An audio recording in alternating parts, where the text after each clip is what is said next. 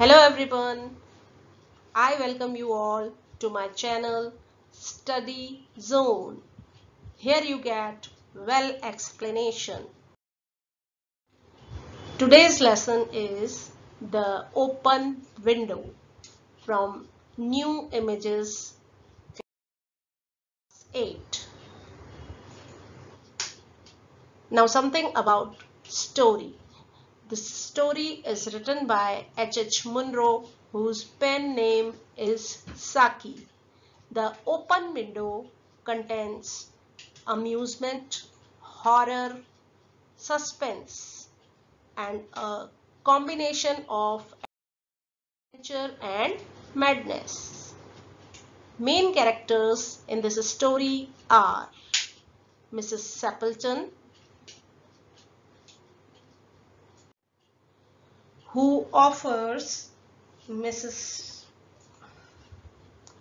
Sappleton offers explanation for the open window when she met Mr. Frampton Nuttall. Next character is Vera, who is niece of Mrs. Sappleton.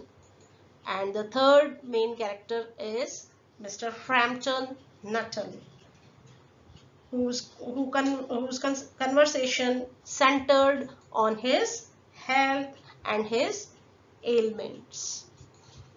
Let us proceed the story.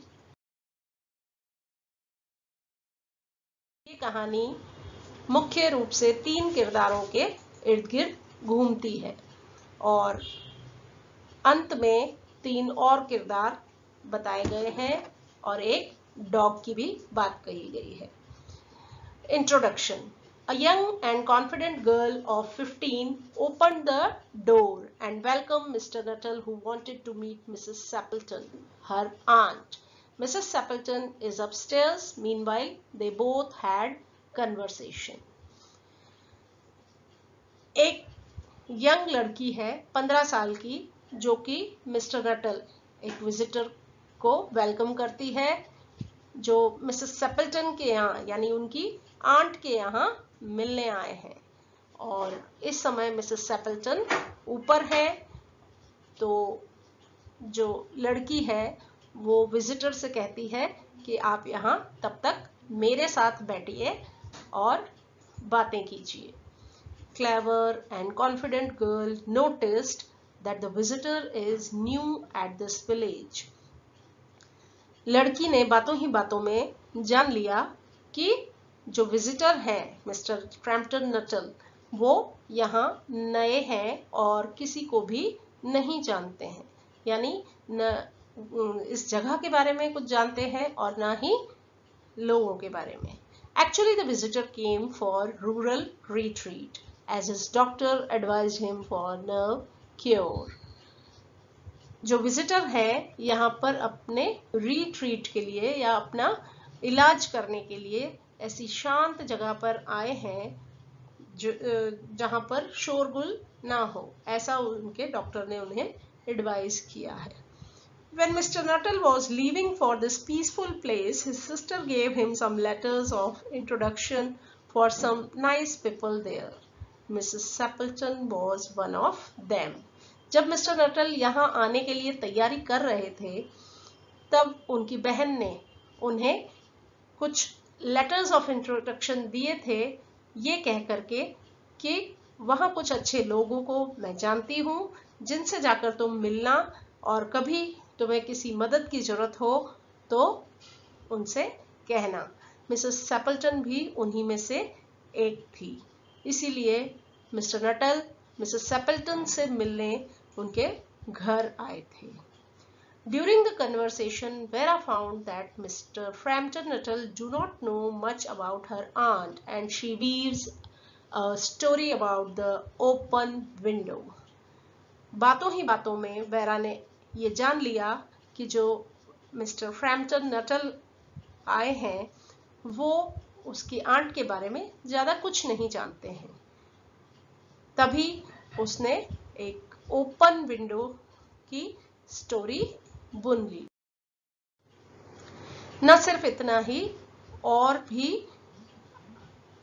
Vera की smartness के बारे में writer यहाँ बता रहे हैं।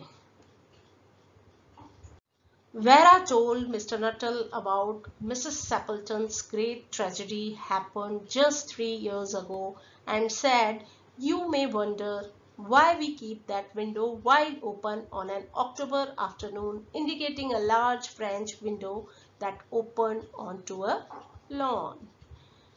बड़ी सी French window की ओर इशारा करते हुए वेरा ने कहा मिस्टर नटल से मिसेस सैपलटन की ट्रेजेडी के बारे में जो कि 3 साल पहले हुई थी, और पूछा कि क्या तुम्हें पता है, क्या आप जानते हैं कि ये विंडो अक्टूबर आफ्टरनून में क्यों खुली हुई है? Now Mr. Nuttall wanted to know about the tragedy and the open window. ये सुनकर के मिस्टर नटल की जिज्ञासा बढ़ जाती है उस ट्रेजेडी के बारे में सुनने की और द ओपन विंडो के बारे में जान। In order to make this meeting interesting, she weaves a story of a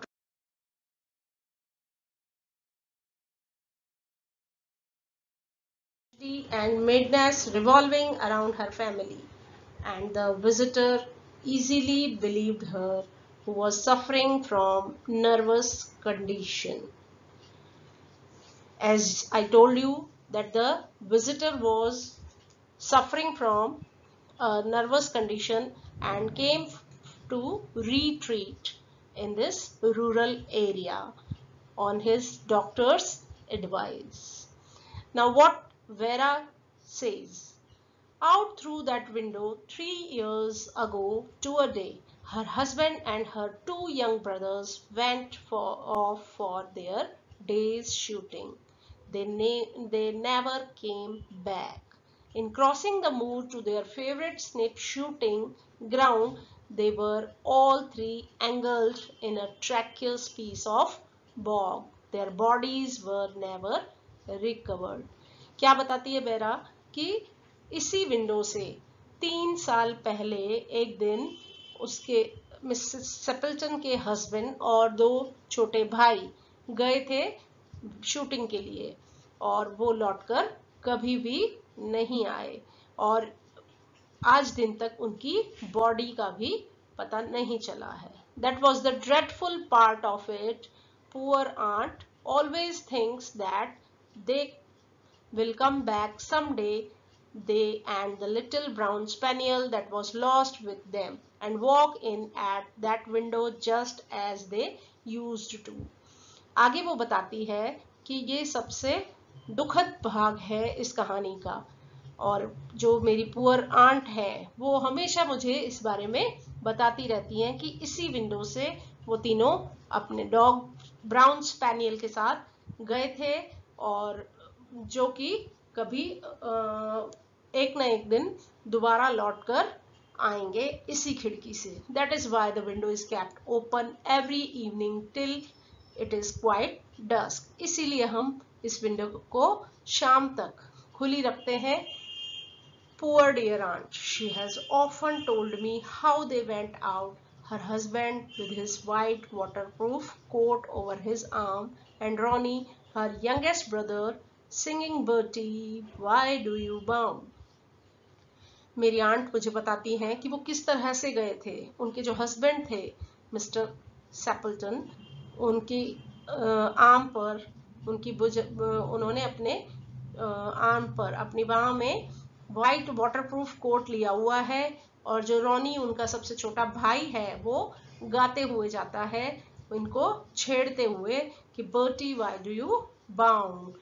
And he always did to tease her because she said it got on her nerves. Do you know, sometimes on still quiet evenings like this, I almost get a creepy feeling that they will all walk in through that window. क्या आप जानते हैं कि कभी-कभी मुझे भी ऐसा ही लगता है ऐसी शाम में कि वो यहीं से इसी विंडो से वापस आएंगे. शायद आंटी का विश्वास जीत जाए। She broke off with a little shudder. ये बातें करते करते अचानक से वो रुक गई, शांत हो गई। It was a relief to Frampton when the aunt bustled into the room with a whirl of apologies for being late in making her appearance.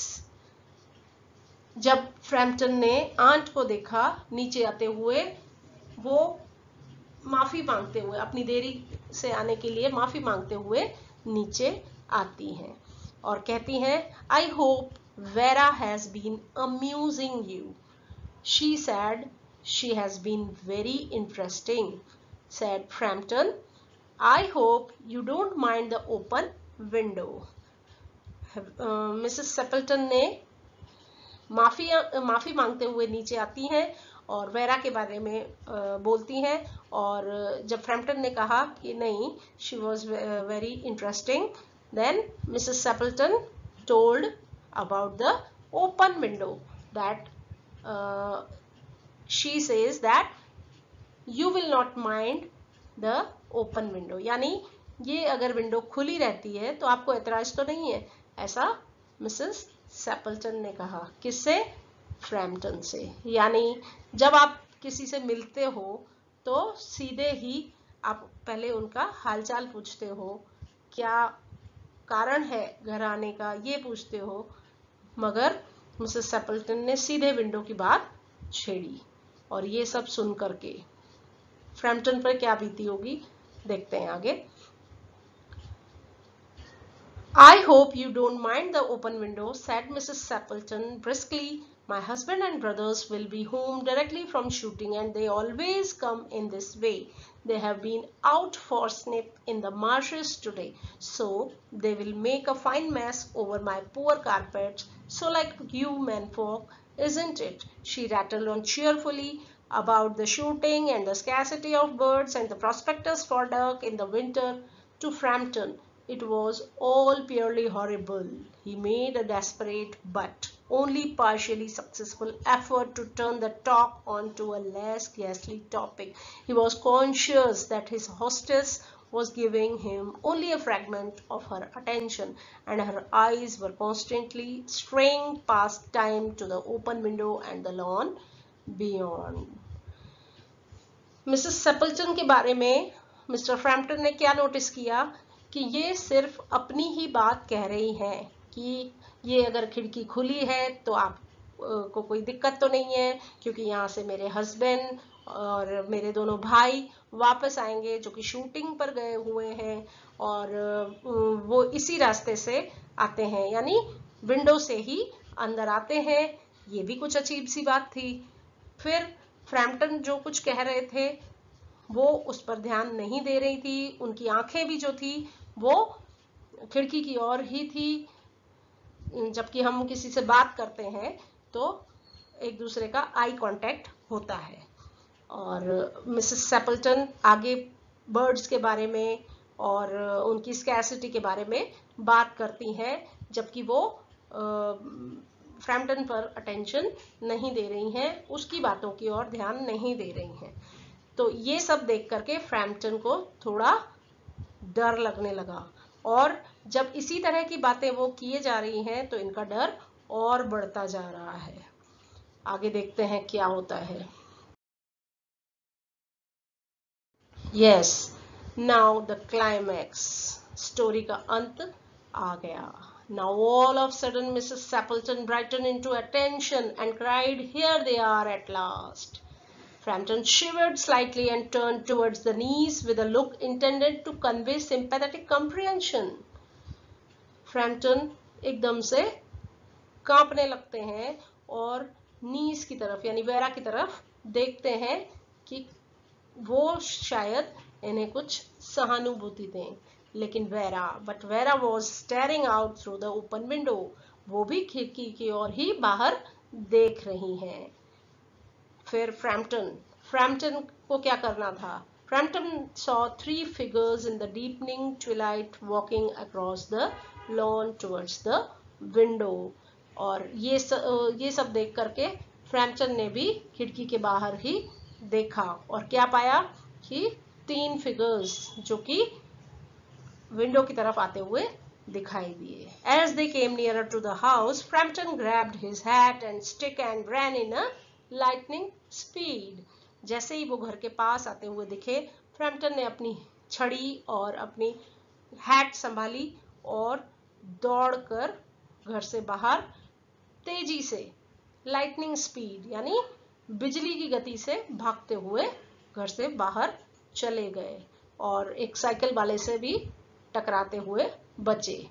Mr. Stapleton asked his wife, who was he? Mr Sappleton जब घर के अंदर आए और इन्होंने देखा कि एक इंसान भागता हुआ जा रहा है, तो अपनी वाइफ से पूछा, who was he? She replied that he was a stranger and talking about his illness only. Mrs Sappleton ने क्या कहा कि कोई स्ट्रेंजर था, अजनबी था, जो कि केवल अपनी बीमारी के बारे में ही बात कर रहा था. वहीं पास खड़ी वेरा ने कहा that he told me that he had a horror of dogs. मेरे से बातें करते हुए उन्होंने मुझे बताया कि उन्हें कुत्तों से थोड़ा डर लगता है. He was once hunted into a cemetery somewhere on the banks of the Ganges by a pack of pariah dogs and had to spend the night in a newly dug grave with creatures snarling and grinning and foaming just above him. क्या बताया था उन्होंने कि वो एक बार कब्रिस्तान में फंस गए थे, कुत्तों का शिकार हो गए थे, जो कि पैक ऑफ पैरियर डॉग्स थे, यानी पैरियर डॉग्स का एक झुंड उनके पीछे पड़ गया था.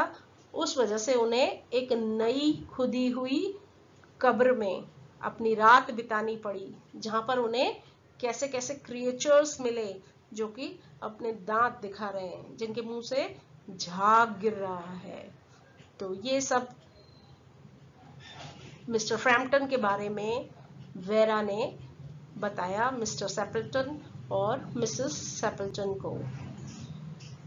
Enough to make anyone lose their nerve. ये काफी था कि कोई अपना दिमागी संतुलन खो देता. Romance at short notice was her specialty. Here, writer wants to say about Vera that this observation about Vera sums her up, since she had clearly made up the entire story of the 3 men and the dog drowning in the bog. Finally, the writer Munro wants to message that it is a tendency among teenagers or youngsters to add a little amusement to their lives. Is it a harmless pastime or can it have dangerous consequences? What is your opinion about such a tendency among youngsters? Write in comment box and don't forget to subscribe, like and share my channel. Thanks for